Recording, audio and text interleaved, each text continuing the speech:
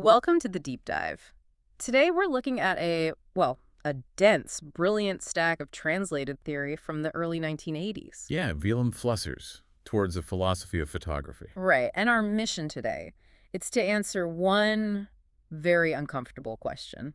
Are you actually using your camera to take pictures? Or, is your camera using you? Exactly, you look at a photograph on your phone, you think you're seeing the absolute truth, a window into reality. Right, a memory kept safe. But according to Flusser, you're totally wrong. It's a trap. A massive trap. A flat, shiny, high-definition trap.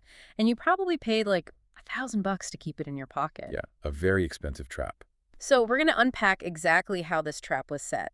Consider this your survival guide for the post-industrial matrix. Short sentences, hard truths. We are not doing a photography tutorial today. No, definitely not. It's a necessary guide, though, because Flusser didn't view the camera as just another handy gadget. He saw it as a profound warning. A warning about what happens when human beings surrender to their own tools. Exactly. But to understand why the camera is so dangerous, we actually have to rewind the clock way back. How far back are we talking? We have to look at the first massive turning point in human culture, right around the middle of the second millennium BC. So, long before the first alphabet was ever scratched into clay. Right, the age of the image. Before we were reading, we were looking. We were looking at traditional images. Yeah, think of cave paintings in Lascaux or ancient carvings.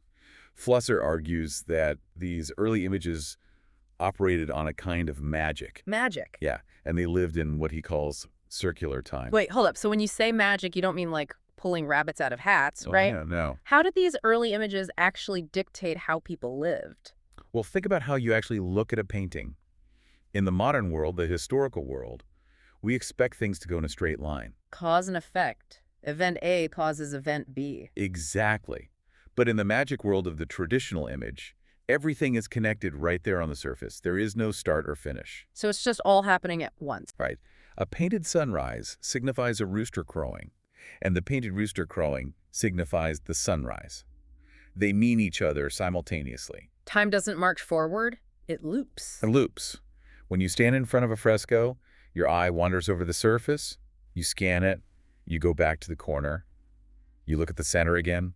You are constantly reconstructing the space. It's a permanent present tense. Yeah, and you get lost in that eternal circle, which historically became a massive problem. Right, because human beings started suffering from idolatry. Exactly. Flusser calls it idolatry. They got literally lost in the images. Because originally an image was supposed to be a map, right? Yes, a tool to help humans navigate the terrifying physical world outside the cave. But eventually, the map became a screen. It stopped pointing to the real world and started hiding it. People forgot they were the ones who created the images in the first place. And they started living as a function of the images. Yeah, imagination devolved into hallucination. They were basically tripping out on the paint. That's a good way to put it, yeah. So to stop humanity from just staring at the wall until we starved, we had to break the spell. You had to do something drastic. We literally took the elements of that magic, painting the little specks of meaning, and we ripped the canvas into threads. Ripped it right off the wall. We traded the magic, wandering circle for a tightrope, a straight line. And that tightrope was linear writing. Around the second millennium BC, people started arranging the elements of the image into straight sequential lines. They invented texts. And by inventing the written text, they invented history. Writing took the circular, looping time of magic and transcoded it into linear time of history. Because you were reading from left to right, or, top to bottom. Right, you have a sequence. This birthed the entire concept of cause and effect. It birthed conceptual, logical thinking. Think about the physical experience of reading a text versus looking at a painting. When you read a book, you march forward, left to right, word by word. The text pulls you down a relentless path. You can't just let your eyes wander all over the page and understand the story. You have to follow the line. And by following that line, you take a step back from the physical world. This is crucial for Flusser's argument. Texts do not signify the world directly. They don't. No, texts signify the images they tore up. So a word is an abstraction of an image, and the image is an abstraction of the world. So we're walking this tightrope, reading left to right. It's going great. We get cause and effect. We get the Enlightenment. We get modern science. It was a very productive tightrope. The linear thread of history worked for a long time, but eventually the thread got tangled up, right? It got incredibly tangled. By the 19th century, texts became way too abstract. The straight line of history reached a breaking point, resulting in a cultural crisis Flusser calls textolatry, worshipping the text. just like the ancients worshipping the cave painting. The exact same trap, just a different medium. Texts became entirely incomprehensible to the average person. Like high-level scientific discourse. Yeah, think of Einstein's equations of relativity or quantum mechanics. You cannot visualize them. Try to form a mental picture of a quantum field. You can't. If you try, you have already decoded the math incorrectly. The mathematical concepts signify brilliant ideas, but the universe they describe is completely empty to our visual imagination. It's just cold math. History came to an end because there was nothing left that we could easily explain or picture in our heads. We were entirely alienated from our own concepts. Humanity was drowning in texts we could no longer visualize or intuitively grasp. We needed a solution. Yeah. We needed a way to make these incomprehensible scientific and mathematical texts understandable to the human eye again. We needed a brand new magic spell. And that's where the camera walks into the room. The invention of the technical image. Right. The technical image, the photograph, was invented specifically to overcome this crisis of history. It was designed to turn unreadable science back into something we could look at. But this is where Flusser drops his biggest warning, right? Because there is a massive illusion at play here. A huge illusion. A traditional painting, like we discussed, is an abstraction.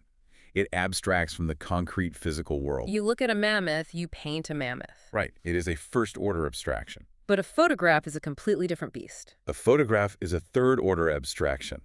Think about the chain.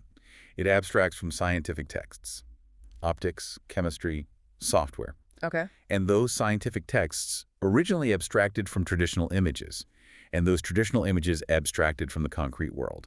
Therefore, a photograph is a metacode. It is 3 times removed from reality. Hold up, let me make sure I'm getting this straight. You're telling me that a digital snap of my avocado toast is actually more abstract, more alienated from reality than a primitive cave painting of a mammoth. Yes. Because my iPhone photo is built on centuries of invisible mathematical and scientific theory. That is the brutal, unavoidable truth of the medium. The camera is a physical product of applied scientific texts. Without the equations of optics, without the periodic table, the photo doesn't exist. And now, without millions of lines of algorithmic code, the photograph does not exist. So the photograph doesn't actually signify the toast. It doesn't. No, it signifies the scientific concepts programmed into the camera. But it looks so incredibly real. That's the trick, right? Because it uses actual light bouncing off the toast, it looks like a literal fingerprint of reality. Which is exactly why technical images are so dangerous. They don't look like symbols. They look like symptoms of the real world.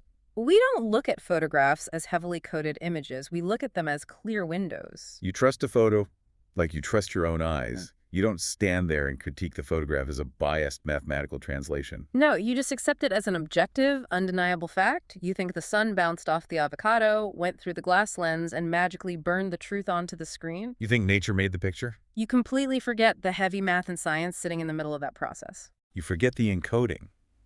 With a traditional painting, you always know the painter is standing between you and the world. You know the painter translated the landscape through their own messy human hands. But with a photograph, the camera hides the translation. The significance appears to flow right through the machine untouched. Because the machine acts as a black box. The dark belly of the box. And because this photograph is born from complex scientific texts, the actual tool that makes it, the camera itself, has to be fundamentally different from any tool human beings used before it. Vastly different.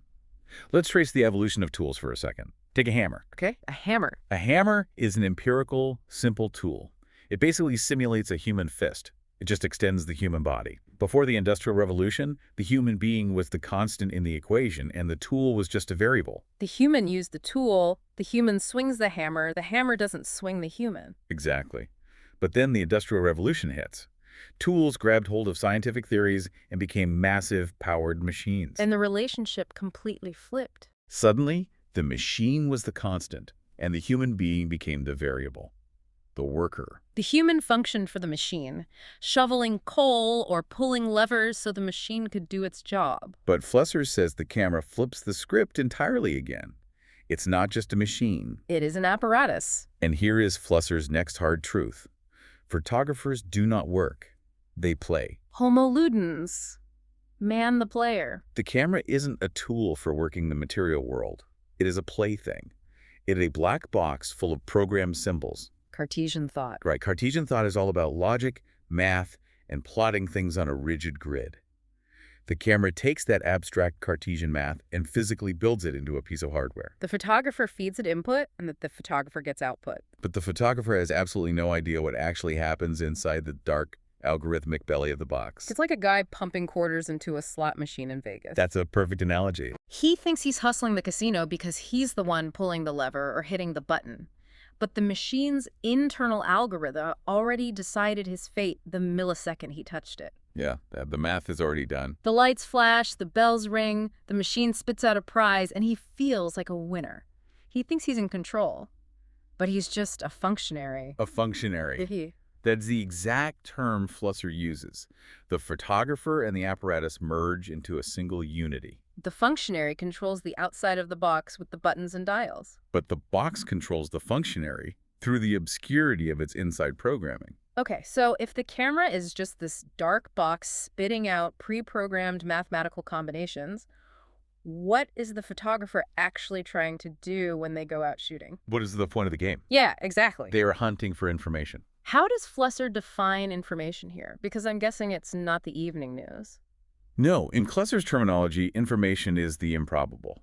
It's a completely new state of things, a situation or a combination never seen before. You see, the camera have a program, and that program has a massive but ultimately finite number of possible photographs it can physically take based on its technical limits. So it's a combination game. Every possible mathematical combination of light, aperture, shutter speed, and framing. Exactly.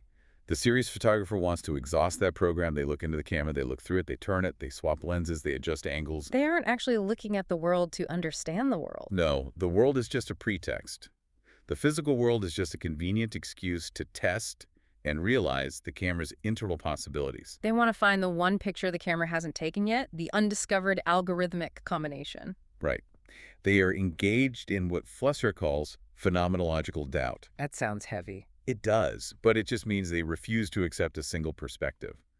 They approach a physical phenomenon from endless viewpoints. They break the world down into quantum atomized decisions. Should I use the 50 millimeter or the 35 millimeter? Should I shoot from above or below? Deep depth of field or shallow? But the chilling part is that the structure of this doubt, the menu of choices they are making, is already strictly prescribed by the camera's programming. They think they are being avant-garde artists. But they're really just QA testers exploring the limits of the software. And the camera's program has to be incredibly rich to keep people playing. If it were a simple program with only 100 combinations, the game would end in an hour. The competence of the camera always has to be greater than the competence of the photographer. No single human can ever fully exhaust the black box. Never. But let's look at reality for a second. Not everyone is a brave avant-garde hunter trying to fight the machine and find new information. True. Most people aren't exploring the outer limits of the software. Most people are just taking the exact same picture of their dog. Which brings us to the ultimate trap. The photographic universe. The flood of redundancy. We are completely drowning in redundant photographs. In Flusser's terms, a redundant photograph carries zero new information. It is highly probable. It is a combination the machine has spit out millions of times before. Every single day. The same heavily lit ads on billboards, the same mirror selfies, the same political campaign images. They just displace each other endlessly. One redundant photograph pushes out another redundant photograph, running on an infinite programmed loop. And Flusser is absolutely savage when it comes to the amateur snap shooter contributing to this flood. Oh, he does not hold back. He comes out swinging. Yeah, he argues that the amateur isn't looking for new information at all. The amateur is getting high on the structural complexity of the camera itself. The sleek automaticity of the machine, the satisfying click, the instant rendering, it intoxicates them. Flusser literally calls amateur photo clubs post-industrial opium dens. That is such a killer phrase. Post-industrial opium dens. So the guy standing at the zoo with the massive 10-pound telephoto lens isn't actually trying to capture the majestic nature of the tiger. No, he's just a junkie. He's getting a quick dopamine fix from a rigid combination game. He doesn't actually care about the animal. He cares about watching the autofocus tracking lock onto the animal. He is an addict to the hardware. The snapper goes blind to the real world.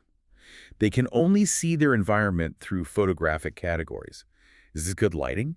Is this a good framing? They are consumed by the greed of their camera, which constantly demands more pictures. The amateur becomes nothing more than an automated, biological extension of the camera's shutter button. This is where it really hits home for anyone listening right now. Think about doom scrolling. Oh, yeah. You sit on your couch at night, you swipe up, you look at the pictures, the videos, the highly processed content. You think you are consuming media. But you are not. The apparatus is actually consuming you. It is programming you to act as a magical feedback mechanism to improve its own software. You fed it engagement data, and it feeds you another highly redundant image to keep you swiping. You aren't holding the machine. You are the robot. Flusser warned that this photographic universe inevitably robotizes the human being in society at large. Everything we experience, everything we know, and everything we evaluate gets reduced to punctuated algorithmic elements. Bits of data. Redundant photographs form a modern magic circle around us, very much like the ancient cave paintings. But far more insidious because they suppress our critical awareness. They make us forget the mindless absurdity of the whole system.